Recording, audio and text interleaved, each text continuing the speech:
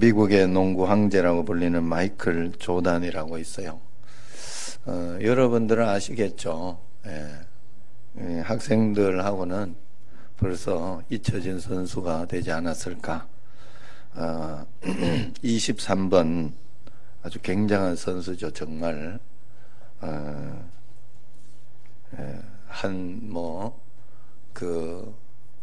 우리나라 농구단 이런 거를 그냥 몇 개를 살 수 있는 그런 대단한 사람이죠. 어쨌든 이 마이클 조단 전설의 23번인데 이 조단이 그 농구를 끝내고 야구를 하고 싶다 해서 잠깐 한 적이 있어요. 야구도 한번 해보고 싶다 그래서 그만큼 재능도 있었던 것 같고 재능도 있었지만 돈이 있어서 아마 그런 거 아닌가 하는 생각도 듭니다. 어쨌든 이 전설의 조단, 이 23번 이 조단이 태권도 도장으로 왔어요. 태권도도 접수하겠다. 그러면서 왔어요. 그러면서 조단은 딱 보면서 씩 웃으면서 태권도 이제 고수에게 이야기하면 네가 태권도 구단이냐? 딱 그런 거예요. 그러니까 구단이면 엄청나죠. 고수 중에 고수죠. 그러니까 그렇다. 그럼 넌 누구냐? 이렇게 하니까 나는 조단이다. 딱 조단. 알죠? 구단보다 조단. 천단도 아니고 만단도 아니고 조단. 알아들었죠? 여러분, 다른 것은 우리가 살아가면서 신앙생활을 하면서 살아가면 다른 건 좀 못해도 돼요. 좀 못해도 돼요. 그냥 하나님 말씀 가운데 예수님 잘 믿는 것에 조단, 예수님을 잘 믿는 것에 애를 쓰고 노력할 수 있는 여러분 되면 반드시 승리하게 되는 줄로 믿습니다. 이 땅의 믿음의 조단 꼭 되시기 바랍니다. 자, 이번에 명절이라 이리저리 바빴을 텐데 우리가 아무리 바빠도 주님을 잊어버리면 안 돼요. 이번 주부터 기독교에서 가장 중요하게 여기는 사순절이 시작되었어요. 이제 사순절은 40일 동안 지키는 그런 절기로 2월 14일 설 연휴 전날 시작해서 4월 첫 주일 부활절까지 주일을 제외한 40일 동안 지키는 그런 절기입니다. 자, 하필 40일 동안 이렇게 할까? 40일이라는 숫자의 의미가 무엇일까? 한번 살펴보면 그 의미를 성경에서 40이라는 숫자의 의미를 살펴보면 성경에서는 언제나 이 40이라는 숫자를 사용할 때 준비하는 그런 것으로 사용했어요. 준비하는 기간으로. 예수님도 공생애를 앞두고 광야에서 40일간 금식기도하며 준비했고요. 또 모세도 시내산에서 40일간 금식기도하면서 십계명을 받았고 엘리야도 40일간 걸어서 호렙산에 도착해서 하나님을 만났고 이스라엘 백성들도 40년간 광야에서 훈련을 받고 가나안 땅에 들어갈 수 있었던 것입니다. 그래서 대강절, 대림절은 성탄절에 오신 예수님을 기다리는 그러면서 준비하는 기간이라고 한다면 사순절은 십자가에서 죽었다가 다시 부활하신 예수님을 맞을 그런 준비를 하는 그런 기간입니다. 자, 우리는 이 땅의 모든 일들을 이렇게 준비하면서 실천해야 돼요. 이번에도 사이판 선교여행을 교육관 건축 때문에 잘 준비하지 못했어요. 그래서 부랴부랴 지난주 월화수 기도하자 해서 기도도 시키고 또 그러면서 모임도 하고 그렇게 하게 된 것입니다. 주님은 우리로 하여금 늘 준비하며 인생을 살아가라 그렇게 이야기를 하고 있습니다. 주님 앞에서 준비하고 기도하는 인생이 되시기를 축원합니다. 이번 부활절도 여러분들 매년 하던 그런 부활절이다, 이렇게 생각하면 안 됩니다. 이번 부활절을 또 여러분들이 준비하면서 기도하면서 하나님 앞에 나아가야 할 줄로 믿습니다.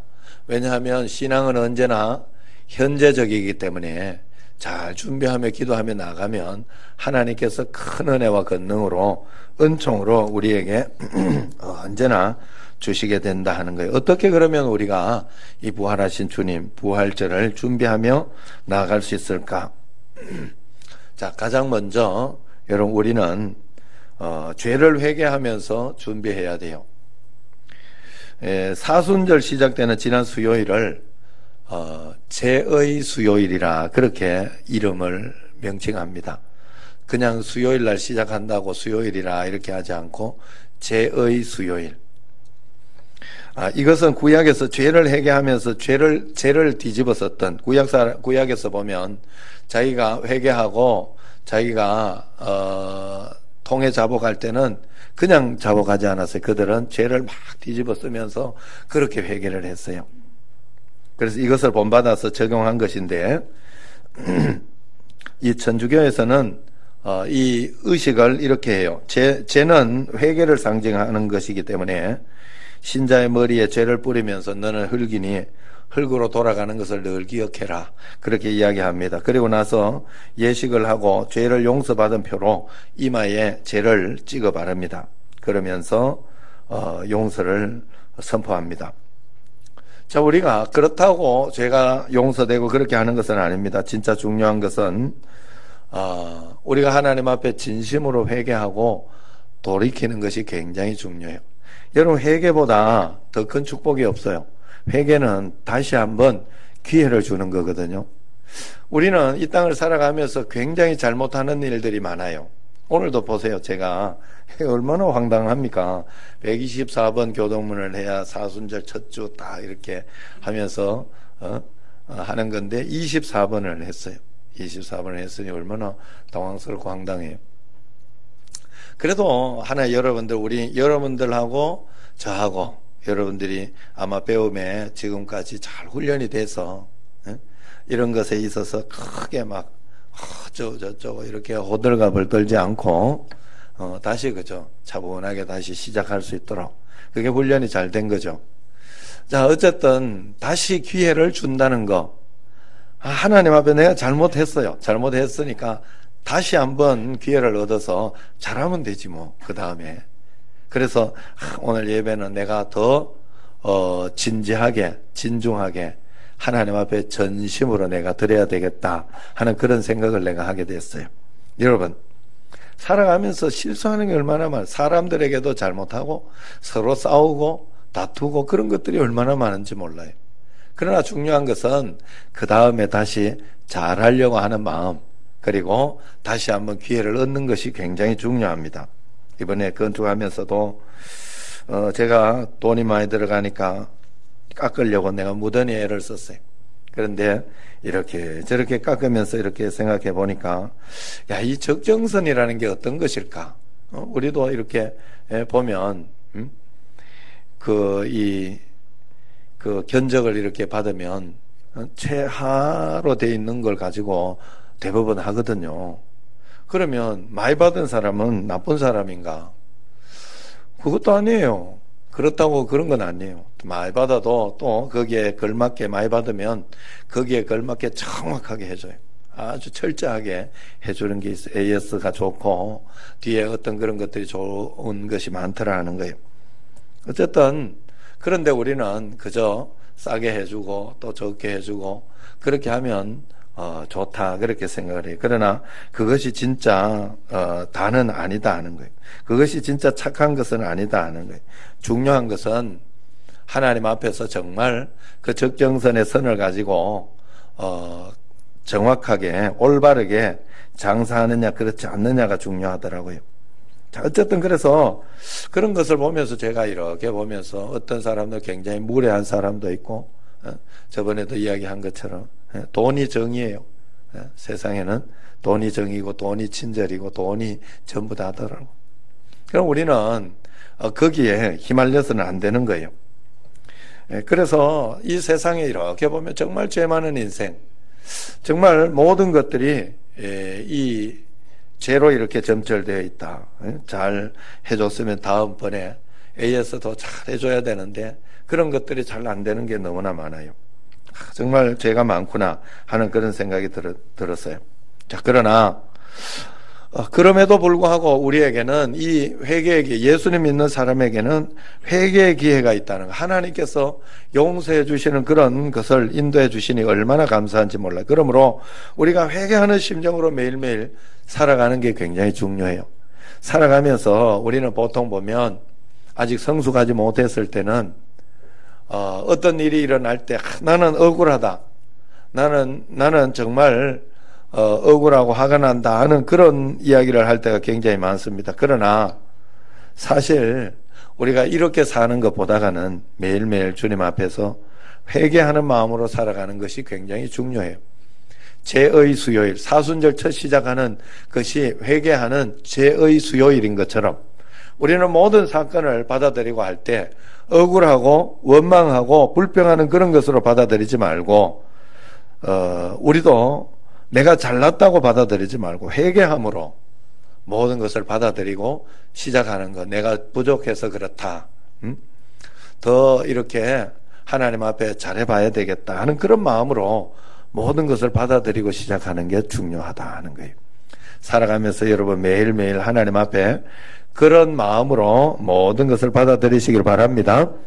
자, 그리고 난 뒤에 이제 두 번째 사순절은 거룩하고 경건하게 살면서 부활절을 준비하는 그런 기간이에요. 초대교회 성도들은 이 사순절 기간 동안에 금식하면서 보냈어요. 왜냐하면 이스라엘 백성들이 유월절을 준비하면서 금식하며 사순절에 기도하는 것을 봤기 때문에 이 초대교회 성도들도 경건하게 살면서 처음에는 저녁 식사 한 끼만 허용하고 그렇게 사순절을 보냈다고 해요. 고기도 먹을 수 없도록 했다고 합니다.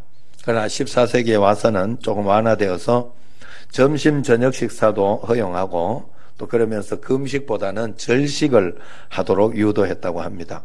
그래서 그때는 음주 가물을 피하고 연극 관람이나 연애 소설 같은 것도 금했어요. 화려한 옷을 입는 것도 금했다고 해요. 그래서 욕을 하거나 아니면은 화를 내거나 이런 것들을 굉장히 금하면서 그러면서 신앙생활을 하도록 그렇게 했다는 거죠. 지금은 이런 전통을 따르지 않지만 우리가 사순절에 예수님의 십자가의 고난을 생각하면서 우리가 또 이 사순절 기간 동안에는 준비하는 기간이니까 경건하게 살도록 애를 써야 됩니다. 그래서 경건 훈련을 해야 돼요. 여러분, 이 땅의 모든 문제는 우리가 이 경건 훈련을 통하여 해결하며 이겨내는 삶을 살아야 되는데 우리가 착각하는 것 중에 하나가 자꾸 문제가 없으면 좋겠다 그렇게 생각을 하는 거예요. 하나님은 이 땅에 문제가 없도록 해놓은 것이 아니라 문제가 있어도 이 문제를 극복할 수 있도록 이겨낼 수 있도록 하나님은 우리에게 예수님을 주신 거예요. 그래서 우리에게는 감당치 못할 시험이 없다 그랬어요. 세상은 감당치 못할 것이 있을지 몰라도 우리는 하나님께 기도하며 간구하며 나아가기 때문에 감당하지 못할 시험을 하나님이 주시지 않는다 그랬어요. 그래서 이 땅의 모든 문제와 어려움은 나 죽으라고 준 문제는 아니다라는 것을 먼저 확실히 믿어야 돼요. 자, 그래서 구약에는 전쟁 이야기가 많이 나오잖아요. 전쟁. 다윗도 그렇고 많은 왕들이 전쟁을 합니다. 그러면서 성경에는 그 전쟁을 이상하다고 생각하지 않고 이렇게 표현하고 있어요. 전쟁은 너희에게 속한 것이 아니라 하나님께 속한 것이니 너희는 두려워 말고 기도하라. 두려워 말고 나를 바라보라. 그렇게 이야기하고 있지 않습니까? 왜 전쟁이 하나님께 속한 것이냐? 왜 전쟁이 있는 것이에요? 전쟁은 사단이 거는 거예요. 영적 싸움을 거는 거예요. 그렇기 때문에 우리를 넘어뜨리려고 우리를 끊임없이 우리를 전쟁하면서 우리를 실패시키려고 그렇게 하고 있다 하는 것입니다. 그래서 우리가 전쟁을 할 때는 늘 하나님 앞에 기도하면서 이렇게 나아가야 되는 거예요. 그 하나님이 이기게 하는 이유가 뭐냐? 그것은 바로 믿는다는 자체가 이기는 것이기 때문에 그래요. 세상을 이기며 받는 축복이기 때문에 믿음이 바로 그런 것이기 때문에 하나님은 이기게 해주시는 거예요. 이 땅에서 믿음만 가지고 있으면 우리는 되는 거예요. 그 믿음으로 산다는 것이 바로 경건훈련하며 경건하게 사는 거예요. 믿음 있는 사람은 반드시 경건하게 살게 돼 있어요. 그래서 성도라면 이 경건훈련을 반드시 해야 됩니다. 승리하기 위해서 그래요. 성도라면 반드시 선한 싸움 싸우는 일을 해야 돼요. 그렇게 싸우는 방법을 배워야 돼요. 선한 싸움 싸울 줄 알아야 돼요. 쉽게 말해서 예수님 믿는 사람의 욕하고 막 두드려 패고 그러면서 싸우지 않아요. 예수님 믿는 사람은 욕을 먹어도 인내하면서 아니면 말씀 가운데에서 조용조용 그것을 하나하나 풀어내면서 아니면 법적으로 한다든지 그렇게 하면서 하나하나 풀어내는 거예요. 그러면서 싸우는 거예요. 세상 사람들하고 사람들처럼 그렇게 싸우지 않습니다. 그러면 선한 싸움이 되지 않아요. 그렇게 싸우려고 하다가 보니까 예수님 믿는 사람이 기도하지 않고 싸울 수 없어요. 그렇게 이겨낼 수가 없잖아요. 또 하나님 앞에 감사하며 또 기뻐하는 그 방법을 취하지 않을 수 없는 거예요. 원망불평을 던져버리지 않을 수 없는 거예요. 그런데 신기한 것은 전쟁이 끝나면 그 전쟁 속에는 반드시 축복이 있는 거예요. 그래서 전쟁이 끝나고 나면 전리품이라는 게 있잖아요. 전리품. 그것은 이긴 자의 것이에요. 그래서 칼이 있거나 뭐 이렇게 금이 있거나 아니면 뭐 여러 가지 좋은 것들이 있으면 다 그것은 이긴 자가 차지하게 되어 있어요. 그 전리품을 얻는 건 당연한 거예요. 자, 우리가 예수님을 믿으면서 영적 전쟁에서 승리하면 반드시 영적인 전리품을 하나님은 우리에게 주시는 거예요. 그 축복이 우리에게 반드시 있다는 거예요. 그래서 그것을 받기 위해서라도 우리는 승리해야 됩니다.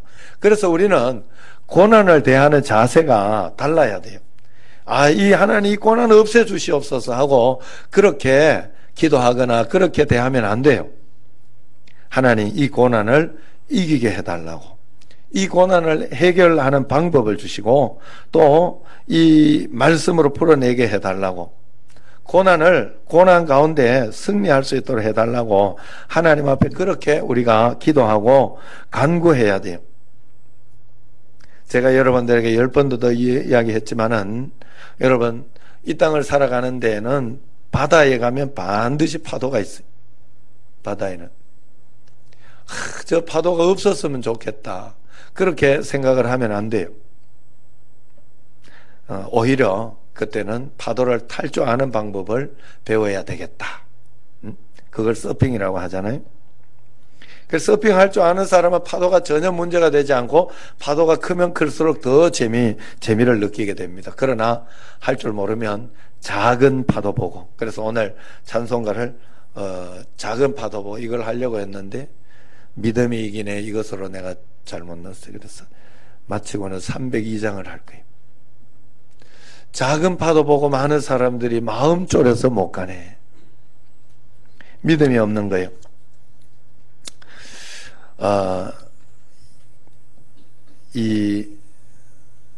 어느 목사님이, 조정민 목사님이 쓴 글 중에 이런 글이 있어요. 제 아무리 성난 파도라 할지라도 고래를 삼킬 수 없듯이 제 아무리 큰 고난이라도 고난에 뛰어든 사람을 어쩌지 못합니다. 여러분 참 좋은 말이에요. 우리가 고난이 있으면 그걸 피하려고 하고 없었으면 좋겠다 그러면 안 돼요. 이겨내려고 해야 된다고. 거기에는 반드시 극복할 수 있는 방법이 있고 길이 있어요. 하나님은 감당치 못할 일을 두지 않았다니까. 우리를 하여금 승리하지 못할 일을 두지 않았어요.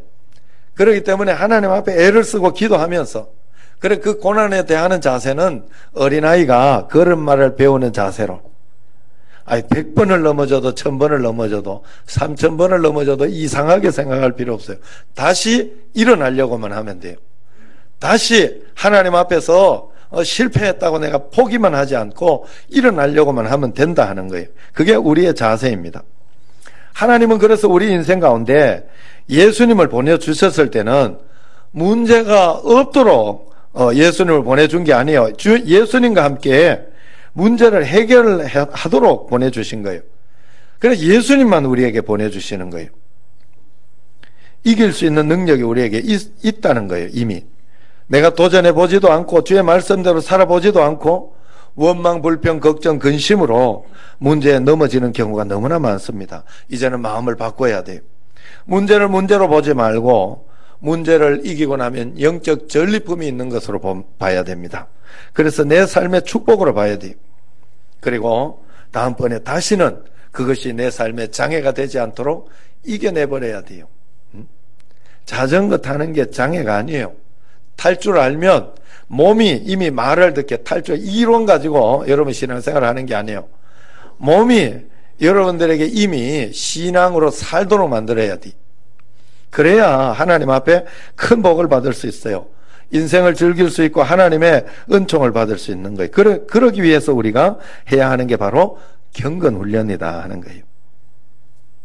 성경에서 그래서 경건훈련은 금생과 내생에 복이 된다 이야기했어요. 이 땅에서도 반드시 그것이 너에게 복이 되지만 내세에도 복이 된다. 그래서 신앙생활에 승리하려고 하면 여러분 성경 보는 연습, 기도하는 연습 반드시 하고 순종하고 충성하는 연습을 반드시 해야 돼요. 이번 사순절 기간 동안에 이 연습을 반드시 해서 금생과 내생에 복을 쌓아두고 살아가는 여러분 되시길 바랍니다.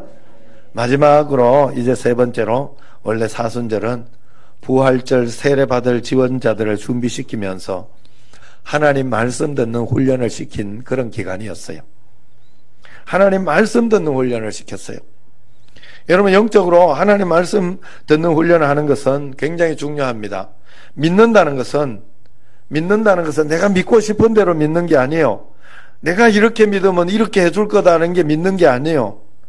하나님 말씀을 듣고 말씀에 근거해서 믿음을 가지고 있을 때 하나님 말씀이 나를 인도해 주는 거예요.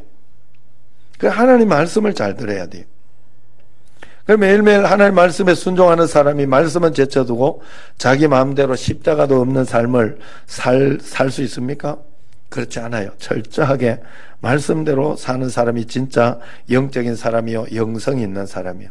그래 이번 사순절 기간 동안에는 여러분들이 주의 음성을 매일매일 들으면서 한 걸음 한 걸음 나아가는 그런 삶을 살아야 됩니다.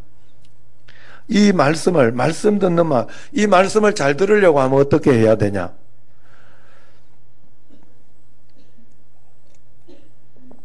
말씀을 듣고자 하는 마음을 가지고 있어야 돼요. 어떤 상황과 사건이 터져도 여기에 하나님 말씀이 무엇일까를 생각해야 돼요. 하나님이 내게 하시는 말씀이 있어요. 거기에 그 사건과 상황 속에 그것을 들으려고 해야 돼요. 그런데 이것과 동시에 들으려고 하는 동시에 이 마음이 중요하거든요. 들으려고 하는 동시에 우리가 해야 되는 게 바로 성경 읽고 기도하고 순종하는 것도 동시에 훈련해야 돼. 계속해서 끊임없이 이 훈련을 해야 돼요. 왜 이 훈련을 똑같이 해야 되느냐? 하나님의 음성 듣고자 하는 사람은 반드시 이것을 해야 돼요. 이것이 바로 교정작업이라는 거예요. 교정작업. 왜냐하면 사람은 왜곡되이 듣는 게 굉장히 많아요. 그것은 바로 내가 하나님 말씀만, 이 성경 읽고 기도하고 순종하는 것을 하지 않고 말씀만 들으려고 하면 자기 마음대로 들어요. 하나님의 음성을 듣지 않고 자기 음성을 그냥 마귀의 어떤 그런 말이나 이것을 자기 마음대로 들어요. 자기 말이 정의가 되는 거예요. 하나님의 말씀이 정의가 돼야 되는데 자기 말이 정의가 되는 거예요. 자기 생각에 맞는 말씀을 들으면 굉장히 서로 곤란해요. 에? 이번에 교육관 건축하면서도 이렇게 보면서 굉장히 많은 생각을 하게 됐어요. 말도 안 되는 이야기들을 많이 하더라고요. 평창 올림픽 이번에 북한이 숟가락 얹어서 끼게 됐잖아요. 그런데 여러분 이 북한 선수들은 굉장히 왜곡되어 있잖아요. 사상이. 그래가지고 예전에 한번 북한 선수 중에 한 사람이 이 마라톤인가 아니면 15,000m인가 거기를 우승했다 그래요. 처음에 이 뛰는 선수가 페이스메이커, 그러니까 옆에서 본 선수가 잘 뛰도록 옆에서 도와주는 선수가 어느 정도까지 같이 따라 뛰어주면서 도움을 주는 선수가 있어요. 긴 레이스는. 그런데 그 페이스메이커였는데 오히려 이 사람이고만 우승을 해버렸어. 그런데 그 여자 선수인데 이 선수가 우승을 했는데 이 선수가 뭐라고 했는가 하면 우승 소감을 어떻게 해서 우승할 수 있었습니까? 어떤 마음으로 뛰었습니까? 그랬더니 저는 오직 수령님만을 생각하면서 뛰었습니다. 이래가지고 난리 났지 뭐. 북한에서 다른 나라는 미쳤나 이렇게 생각을 하지만 북한에서는 난리가 난 거죠. 그래가지고 그냥 국민 영웅이 되고 그랬잖아요. 그런데 여러분 뭐가 맞는 거예요? 북한 사람들에겐 그게 맞다고 생각이 된다고. 그러면 그게 맞는 거예요? 아니잖아요, 여러분. 아니라고 여러분 생각하잖아요. 예? 그렇게 우상화하고 그렇게 왜곡되는 건 아니라고 생각하지 않아요. 신천지나 이런 어떤 이단이나 이런 곳에는 여러분 왜곡되게 가르치잖아요. 세뇌를 시키니까 거기에 빠져드는 거 아니에요. 그리고 난 뒤에 아무리 다른 이야기를 해도 이미 세뇌되었기 때문에 거기에 대해서 다른 생각을 하지 못하는. 그래서 여러분 교정 작업, 자꾸 성경을 읽고 자꾸 기도하고 그리고 교회에 순종하는 걸 자꾸 여러분들이 해야 돼요. 하지 않고 있다가 보면 나중에 이게 내 것이 맞다고 자꾸 생각을 해요. 예를 들어서 이런 이야기들이 있어요. 뭔가 하면 어떤 분이 하나님 말씀 듣는 것을 해라 그러면서 늘 이제 새벽 기도나 이렇게 하면서 잘 이렇게 말씀을 드렸죠. 그런데 이분이 잘 이렇게 나오고 하더니 말씀 듣는 것에 이렇게 심취를 했어요. 그랬는데 어느 날 그러는 거예요. 목사님, 하나님 말씀하시기를, 내 마음속에 말씀하시기를 교회 가지 마라 그랬다 이러더라고. 야, 그래서 아니라고, 나오셔야 된다고. 항상 그 말씀은 그렇게 하더라도 목사 검증을 꼭 받는 게 좋습니다. 그래서 나오시라고, 성경에 나오라고 하지 모이기를 펴라고 한 적이 없다. 그러니까 나오십시오. 그렇게 이야기를 했는데 아니라는 거예요. 평소 목사님 말씀 듣는 훈련이나 교회 순종하는 훈련이 있었으면 그래, 이거는 이렇게 해서 틀릴 수 있겠구나, 내가 잘못 들을 수 있겠구나 이렇게 생각을 하면서 고치겠죠. 그리고 다시 그 음성 듣는 거에서 다시 분별을 하면서 그렇게 하겠죠. 그런데 내 마음대로 믿던 훈련이 돼 있으니까 안 듣는 거예요. 그게 안 들리는 거예요. 여러분, 그래서 여러분 항상 말씀 듣는 훈련, 우리는 말씀을 들어야 하나님 믿는 거지. 예? 하나님 그냥 우상 숭배하는 게 아니잖아요. 하나님이 인격적으로 내 안에 오셨으니까 나와 함께 나에게 말씀을 하시고 나는 그 말씀에 내 의지를 가지고 순종하면서 믿음으로 한 걸음 한 걸음 내 인생을 주님과 함께 살아내는 거 아니겠어요? 이게 믿는 거 아니겠어요? 그러면 우리가 그 음성 듣기 위해서는 철저하게 말씀을 읽고 기도하는 시간을 가지고 교회에 또 이렇게 어떤 행사나 이런 것들에 순종하는 것을 가져야 돼요. 그런데 우리가 그렇지 않기 때문에 문제가 많이 생기는 거예요. 여러분, 사순절 기간에 여러분 그냥 보내지 마시기 바랍니다. 이 기간 동안에 훈련하고 연습하는 것은 특정인이나 신앙 좋은 사람이나 하는 것이라 그렇게 생각을 하면 안 돼요. 밑보다 이 말이여 모든 사람이 받을 만하도다. 경건훈련은 모든 사람이 받을 만하다 그랬어요. 누구나 해야 된다 하는 그런 뜻입니다. 우리가 이 경건의 훈련을 위해서 수고하고 힘쓰는 것은 우리가 소망을 세상에 두고 있기 때문이 아니라 우리의 소망은 하나님께 있기 때문이라 오늘 말씀에 이야기하고 있어요. 우리의 소망은 하나님께 있기 때문에 우리는 이 훈련을 반드시 해야 된다. 이 경건 훈련을 통해서 여러분 우리가 진정 하나님께 소망이 있음을 증거해야 됩니다. 그래서 늘 경건 훈련을 해야 돼요. 매일매일 주님과 함께 말씀대로 내가 살아보자. 말씀을 읽자. 기도하자. 하나님 앞에 철저하게 이렇게 해서 하나님과 금생과 내생에 이 땅에서도 복을 받지만 이 땅에서도 능력 있는 삶을 살지만 저 천국의 상급을 받고 응답을 받는 여러분과 제가 되기를 주의 이름으로 축원합니다. 기도하겠습니다.